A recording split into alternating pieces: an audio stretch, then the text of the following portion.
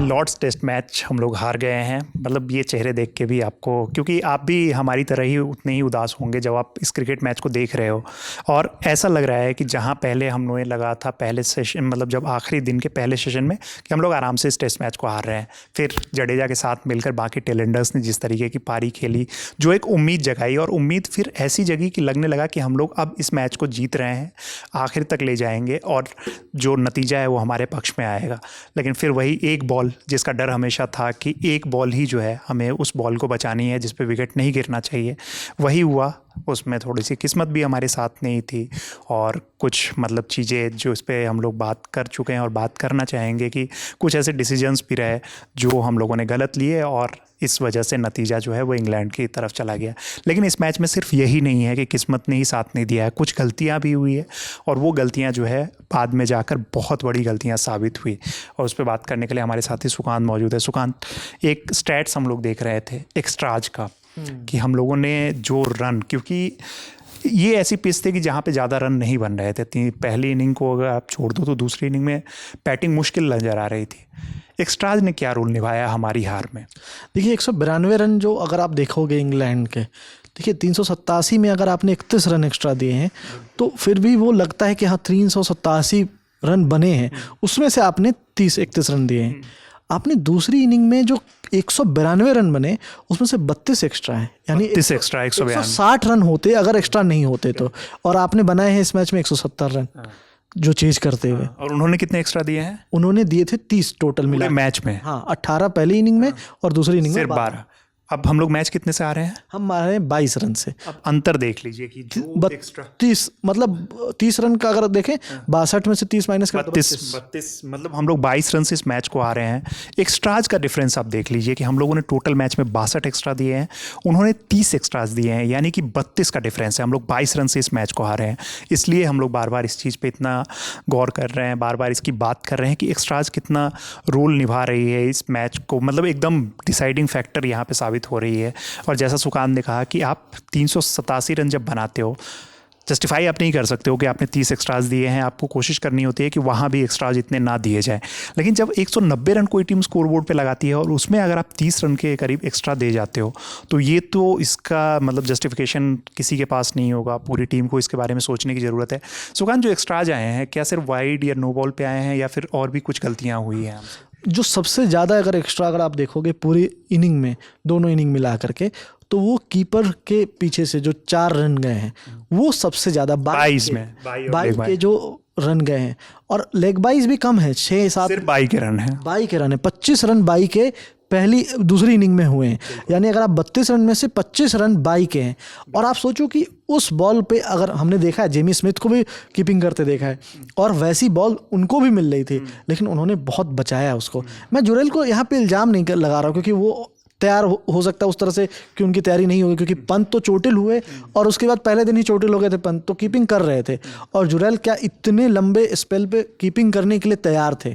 ये सवाल उठेगा, क्योंकि जो बात हुई है, क्योंकि अगर आप देखो वो लगातार थके नज़र आ रहे थे, दूसरी इनिंग में वो बहुत थके नज़र आ रहे थे, और उसका कारण ये भी है कि हमने पहले इनिंग में बहुत बॉलिंग की है, तो उसके कारण से आप कीपिंग करने का अगर आपको 150-200 ओवर का अभ्यास नहीं होगा तो ये चीज़ असर आपको दिखा। बिल्कुल। एक और चीज़ आपको यहाँ पे मतलब बता दें लोगों को कि मतलब पंत के साथ दिक्कत जो हुई, जो उन्हें चोट लगी थी, उसके बाद भी कुछ देर उन्होंने कीपिंग करने की कोशिश की थी, लेकिन उन्हें फिर लगा कि अब नहीं हो पाएगा, तब वो बाहर गए थे और उनके बैकअप के तौर पे ध्रुव जुरेल आए थे। और ध्रुव जुरेल जो है उन्होंने कीपिंग की, लेकिन जैसा सुकांत बता रहे हैं कि सेकेंड इनिंग में पूरी कीपिंग उन्होंने ही की थी, और उसमें बहुत ज़्यादा उस टाइम पर बॉल में मूवमेंट थी, सब कुछ था, लेकिन कीपर्स मतलब उनके आसपास से ही बहुत सारे चौके निकल के गए थे, 4-5 चौके तो हमें भी याद है। शुभमन गिल की भी गलती लगती है। अगर आप देख रहे हो कि बॉलर्स अगर हमारा प्लान का हिस्सा है कि अगर हम उस तरफ टारगेट कर रहे हैं, तो या तो एक्स्ट्रा फील्डर आप बैकअप में रखो फाइन लेग पे, क्योंकि अगर आप एक्स्ट्रा में 30 रन दे दोगे, 25 रन दे दोगे,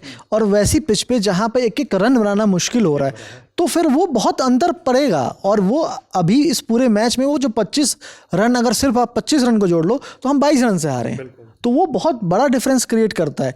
और ये इसलिए मुझे लगता है कि सबसे बड़ी गलती जो पूरे मैच में हुई वो यही थी कि हमने इस पे कंट्रोल नहीं किया, और वो 6 चौके रवि विकेट के पीछे से जो गए हैं, 6 चौके विकेट के पीछे गए हैं ये। और उसके बाद भी आपने एक्स्ट्राज में जो रन दिए हैं, टोटल फिर से रिपीट करना चाहूँगा कि 62 एक्स्ट्रा हम लोगों ने दिए हैं, 30 एक्स्ट्राज इंग्लैंड ने दिए हैं, 32 रन का जो डिफरेंस है, और हम लोग 22 रन से इस मैच को हारे हैं। तो ये कहीं ना कहीं ये ऐसी चीज़ें होती है, शुरू में जब आप गेम खेल रहे होते हैं, जब मैच चल रहा होता है, उस टाइम पे इतना ध्यान नहीं दिया जाता है। उस टाइम पे लगती है कि ठीक है, बाद में हमारी बैटिंग स्ट्रांग है, हम उनकी बॉलिंग यूनिट उतनी स्ट्रांग नहीं है जैसा एक दौर में हुआ करती थी जब हम लोग लगातार एंडरसन, ब्रॉड और उनके साथ साथ ग्रीम स्वान का सामना किया करते थे। अब उनके पास वैसे बॉलर्स नहीं है। ठीक है, जोफ्रा आर्चर की वापसी हुई, लेकिन ये भी आपको याद रखना होगा कि जोफ्रा आर्चर 4 साल बाद टेस्ट क्रिकेट में वापस लौटे थे, और उनके अलावा इस मैच में ना तो गस एटकिंसन थे, ना ही इनके पास मार्क वुड थे। तो एक मतलब चीज़ जो है ऑन पेपर आप देख के बहुत ज़्यादा इंग्लैंड की टीम बहुत मजबूत नज़र नहीं आ रही थी। बाद में उनकी जब सेकेंड इनिंग की बात थी, शोएब वसीर भी चोटिल हो गए थे, वो ज़्यादा बॉलिंग नहीं कर पाए, मजबूरी में उनको लाना। हाँ, वो पहले इनिंग में ही चोटिल हो गए थे, उसके बाद वो लगभग मैदान से बाहर ही रहे। वो सिर्फ बैटिंग करने सेकंड इनिंग में आए थे, और उसमें भी दिख रहा था कि उनके हाथ में प्रॉब्लम थी, तो दिक्कत हो रही थी। और सेकंड इनिंग में भी हमने देखा कि 2 ओवर का स्पेल एक बार उन्होंने किया, और फिर कुछ नहीं हुआ। फिर अंत में जो टी के बाद जो सेशन था, उसमें वो दूसरा ही ओवर कर रहे थे जिसमें उनको विकेट मिला सिराज का, और वो डिसाइडिंग फैक्टर साबित हो गया। शोएब बशीर, जिनसे मतलब जो ज़्यादा बॉलिंग नहीं भी कर पाए थे, लेकिन आए और उन्होंने ऐसा विकेट लिया जहाँ से इंग्लैंड की टीम के कंधे झुकने स्टार्ट हो गए थे। लगने लगा था, वो भी इस चीज़ को मान के बैठे थे कि अब उन्हें हार का डर सताने लगा था। आप बेन स्टोक्स की खींच देख रहे थे बार बार जब बॉल आ रही थी। वो दौर याद कीजिए कि जब शोएब अख्तर दौड़ के आया करते थे, भाग के आया करते थे, 150 की स्पीड से बॉल डाला करते थे, और राहुल द्रविड़ एकदम आराम से उसको डिफेंड कर देते थे। वो पेसर्स के लिए बहुत मुश्किल होता है। सेम काम यहाँ पे बेन स्टोक्स भाग के आते थे, या फिर बाकी बॉलर्स भी भाग के आ रहे हैं, तेज़ी से बॉल डाल रहे हैं, और मोहम्मद सिराज और जसप्रीत बुमराह जैसे टेलेंडर्स उसको एकदम बीच प्लेट पे ले रहे हैं, एकदम ऐसा शॉट खेल रहे हैं जो बॉलर्स को एकदम खींच पे ला देता था। लेकिन यही कुछ चीज़ें थी जो टीम इंडिया के लिए भारी पड़ गई। एक्स्ट्राज जो उम्मीद है कि अगले टेस्ट मैच में टीम इंडिया ये गलती नहीं करेगी, उस पर कंट्रोल करेगी। जैसा सुकांत ने कहा कि सिर्फ कीपर की गलती नहीं है यहाँ पे, कप्तान को भी अपने रोल को समझना होगा, उन्हें भी क्या फील्ड प्लेसमेंट होनी चाहिए उसके बारे में ज़रूर ध्यान देना होगा। इस वीडियो में हमारे साथी हैं सुकांत, मेरा नाम है रविराज। वीडियो को शूट किया है दानिश भाई ने। देखते रहिए ललन टॉप स्पोर्ट्स और ललन टॉप। धन्यवाद।